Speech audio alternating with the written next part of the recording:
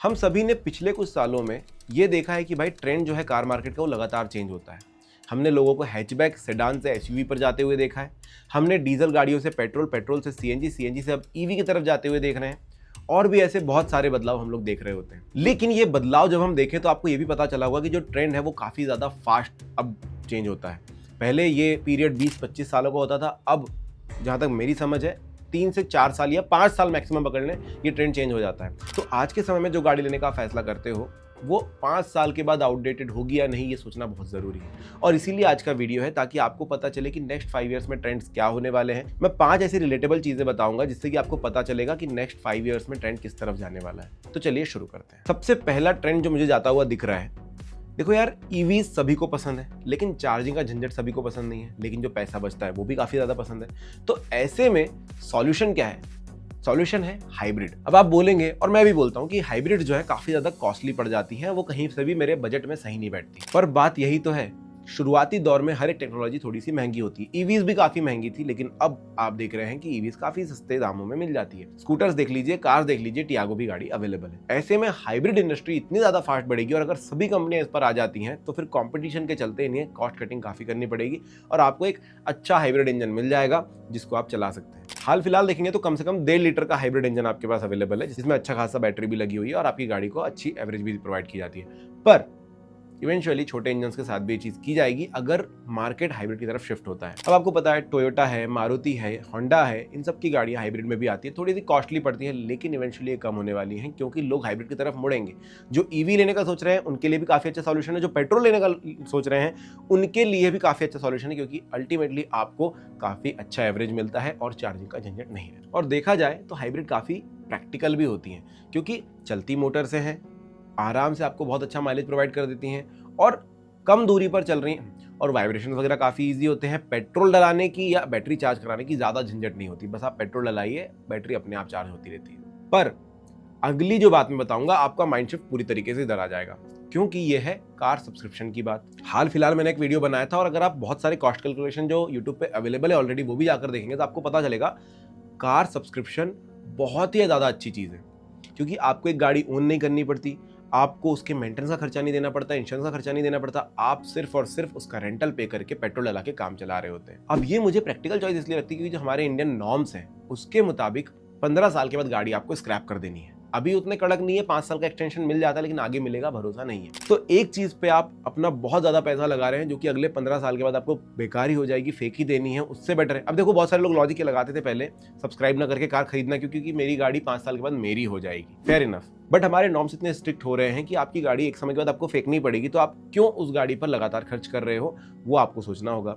यहाँ पर आपका डाउन पेमेंट भी बच जाता है, यहाँ पर आपका टेंशन भी बच जाता है, मेंटेनेंस, इंश्योरेंस भी कॉस्ट बच जाता है। तो सब्सक्रिप्शन की तरफ भी तेजी से अब मार्केट बढ़ेगा, ये भी एक सोचने वाली बात है। हालांकि अभी मार्केट में बहुत ज्यादा गाड़ियां अवेलेबल नहीं है, आपको मैग्नाइट मिल जाएगी, आपको सेलेरियो मिल जाएगी, आपको वैगनआर मिल जाएगी सब्सक्रिप्शन पर, बट सारी गाड़ियां अवेलेबल नहीं है। लेकिन इवेंचुअली ये होने वाला है कि भाई जैसे जैसे लोग इस तरफ जब बढ़ेंगे, कंपनीज भी ज्यादा गाड़ियां अवेलेबल कराएगी सब्सक्रिप्शन मॉडल पे। उसका सबसे बड़ा फायदा तो ये होता है कि भाई आप हर 1-2 साल में जो है सब्सक्रिप्शन खत्म होने के बाद नई गाड़ी चूज कर सकते हैं। आप ट्राई कर सकते हैं कि भाई 1 साल में ये गाड़ी चलाता हूँ, फिर देखता हूँ, नंबर प्लेट का टेंशन नहीं आएगा, आप कहीं शिफ्ट हो रहे हैं उनके लिए दिक्कत नहीं होगी, अगर आप एनआरआई हैं, आप कुछ समय के लिए इंडिया आए तो उसमें प्रॉब्लम नहीं आएगी।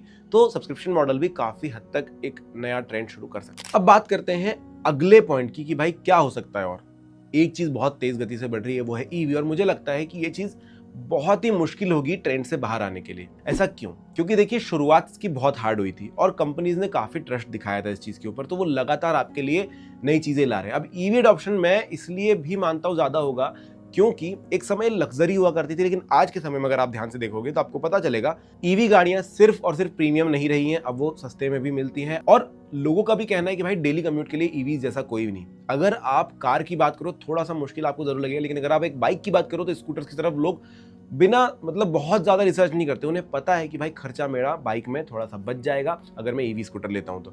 सेम चीज कार के साथ है। तब तक हम ये पिक्चर नहीं देख पा रहे थे जब तक हमारे पास बड़ी ईवीज थी, जैसे टेस्ला था उसकी तरफ देखते थे हम, या फिर नेक्सॉन ईवी आई थी, MG ZS ईवी आई थी, तो हमें लगता था भाई 20 लाख की बात है, कौन ही देखेगा। बट आज के समय में आपके पास 10 लाख के अंदर भी ईवीज मौजूद है। ऐसे में काफ़ी सारी जनता जो है इस तरफ देखती है और इवन ये भी कहती है कि भाई अगर आपकी सेकेंडरी व्हीकल आप बना रहे हो तो आप एक ईवी खरीद लो जो कि आपको डेली कम्यूट में साथ दे देगी। तो आप खुद ही देखिए, ट्रेंड था कि भाई मैं लग्जरी की तरफ ईवी को देखता था, आज मैं देखता हूँ कि भाई मेरा डेली कम्यूट हो जाए। इसी तरीके से वो अच्छा सॉल्यूशन अलग अलग चीज़ों का बनती जाएगी और ट्रेंड में काफ़ी तेजी से आने वाली है। अब अगर आप ध्यान से देखो इंडिया की तरफ, तो साउथ इंडिया काफ़ी तेज़ गति से इसे अडॉप्ट कर रहा है और जो जनरल ईवी है, जो चीपर ईवी उनकी तरफ जा रहा है। उसी तरह अगर आप दिल्ली में भी देखोगे तो इंफ्रास्ट्रक्चर काफ़ी तेज़ गति से बढ़ रहा है और ऐसे सॉल्यूशंस लाए जा रहे हैं कि भाई बैटरी तेज़ी से चार्ज हो जाए। अब बहुत सारे लोग यहाँ पर बोलेंगे कि यार फास्ट चार्जिंग से बैटरी डिग्रेड होती है।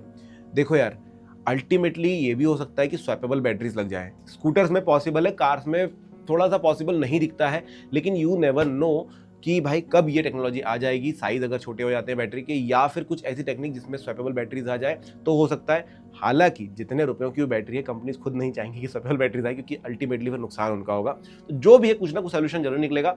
हमें बस इतना पता है कि भाई एक समय हम बोलते थे कि ईवी पॉसिबल नहीं है और आज हम बोलते हैं कि हाँ ईवी ट्रेंड में आ रहा है। तो मैं देखता हूँ कि भाई एक होपफुली हम देख सकते हैं कि आगे ये ट्रेंड में रहेगा। चौथा ट्रेंड, वैसे ट्रेंड नहीं कह सकते हैं, ये काफ़ी सारे लोग यहाँ पर अपोज कर देंगे मुझे, लेकिन फिर भी मुझे कहना है कि एक समय था सेकंड हैंड गाड़ी लेने में हम लोग कतराते थे। बहुत सारे लोग होते थे मैं तो सब कुछ नया ही लूंगा, लेकिन आज के समय में मुझे दिख रहा है कि काफ़ी ज़्यादा लोग कन्वर्ट होते हैं कि भाई सेकंड हैंड व्हीकल ले लो। और इसके कुछ प्रैक्टिकल रीजंस भी हैं। सिंपल है, आप एक गाड़ी नहीं खरीदते हो, 1 साल 1.5 साल के बाद गाड़ी का कॉस्ट 30% से कम हो जाता है, सेकंड हैंड में आ जाती है। तो लोग बोलते हैं भाई 1 साल पुरानी गाड़ी ले लो, 30% लोअर कॉस्ट में मिल जाएगी और गाड़ी में ज़्यादा कुछ खराबी होती नहीं है। और इंडिया में ऐसी पॉपुलेशन बिल्कुल है जो हाथी पाल के बांध देती है। मतलब आपको सिर्फ गाड़ी इसलिए खरीदनी होती कि मेरे घर के सामने खड़ी होनी चाहिए और साल भर का रनिंग होता है 600 किलोमीटर, थोड़ा ज़्यादा हो जाता है 1500 किलोमीटर।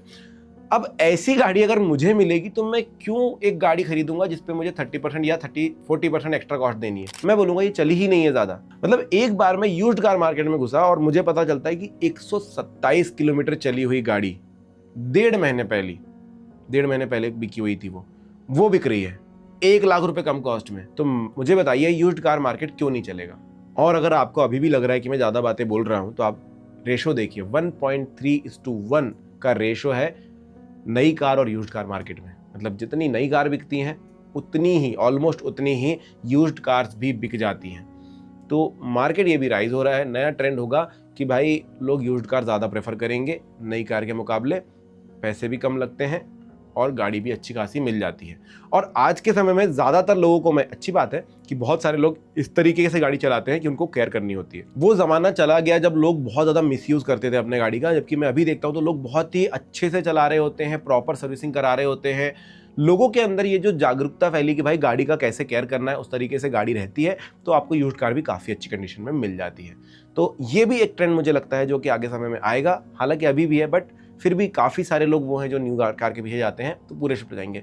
फिर ये सवाल आता है कि जब सभी कोई यूज्ड कार ही खरीदेंगे तो फिर नई कार खरीदेगा कौन। और अगर मतलब एक मोटा मोटा नंबर पकड़ा जाए तो 2030 तक 1.7:1 का रेशो हो जाएगा used car to new car का। मतलब हम यूज्ड कार ज़्यादा बाय कर रहे होंगे नई कार के मुकाबले, और यूज्ड कार तो इतनी सारी अवेलेबल होंगी कि बहुत ज़्यादा होंगी। और पांचवी चीज़ है भाई कि जैसे कार एंथुजियास्ट होते हैं कि भाई गाड़ी चलाने में मज़ा आ रहा है, उससे ट्रेंड अब शिफ्ट हो रहा है डिजिटल कंपेनियन की तरफ। मतलब कार को आप एक कार की तरह नहीं लेते हैं, अब आपको उसके अंदर पूरा टेक चाहिए होता है। इस वजह से आपके लिए बड़ा सा एंड्रॉइड ऑटो, एप्पल कारप्ले लगा होता है, बहुत सारे स्पीकर, उसके अंदर AI वगैरह सब कुछ होता है। इन फ्यूचर हम देखेंगे कि भाई सेल्फ ड्राइविंग कार्स भी आ जाए। वैसे इंडिया में पॉसिबिलिटीज़ नहीं है और हमारे नॉर्म्स भी, हमारे गवर्नमेंट को भी चाहिए कि भाई सेल्फ ड्राइविंग कार्स ना आए, क्योंकि बहुत सारी चीज़ें अफेक्ट होती है उससे, जैसे कि जॉब्स वगैरह अफेक्ट हो जाती हैं। पर उसके बाद भी जैसा कि हम लगातार देख रहे हैं कि लोग उस तरफ आगे बढ़ रहे हैं कि जहाँ पर उनको बहुत ज़्यादा ऑटोमेटिक गाड़ियाँ चाहिए, डिजिटल कंपेनियन चाहिए, हर एक चीज़ बिल्कुल ऑन फिंगर टिप चाहिए। तो उस हिसाब से गाड़ियाँ बहुत ज़्यादा टेक के साइड जाएंगी। और अभी भी हम लोग काफ़ी नाखुश होते हैं जब देखते हैं कि भाई 1 लीटर टर्बो ही चले जा रहा है, आपके पास कोई अच्छे इंजन अवेलेबल नहीं होते हैं। अगर हम ओवरसी करते हैं मार्केट को तो पता चलता है कि भाई 10 लाख के बजट में आपके पास नेचुरली एस्पिरेटेड अच्छे इंजन, बड़े इंजन नहीं है। तो ऐसे में ये चीज़ें कम होती चली जा रही है कि भाई गाड़ी चलाने का जो मज़ा है वो कम होते जा रहा है, लेकिन गाड़ी में तरह तरह के फीचर्स दिए जा रहे हैं जिससे आपको थोड़ा और अच्छा फील होता है गाड़ी में बैठने के बाद। तो आगे का समय भी इस तरीके का ही लगता है, जहाँ पर अगर आपको लंबी दूरी तय करनी है उसके लिए आपको गाड़ी शायद दूसरी करनी पड़े, लेकिन आपकी जो गाड़ी होगी उसके अंदर आप सारे फीचर्स इस्तेमाल कर पाएंगे। सो आप क्या समझते हैं इसके बारे में, वो मुझे कमेंट सेक्शन में लिखिए। क्या ये होना चाहिए कि भाई आपको छोटा इंजन देकर के, टर्बो लगाकर, अच्छा पावर देकर के कम समय के लिए बढ़िया सी गाड़ी दे दी, या फिर आपको भी बड़े इंजन चाहिए? और आपको क्या लगता है ट्रेंड किस तरफ जा रहा है, वो मुझे बताइएगा। Thank you.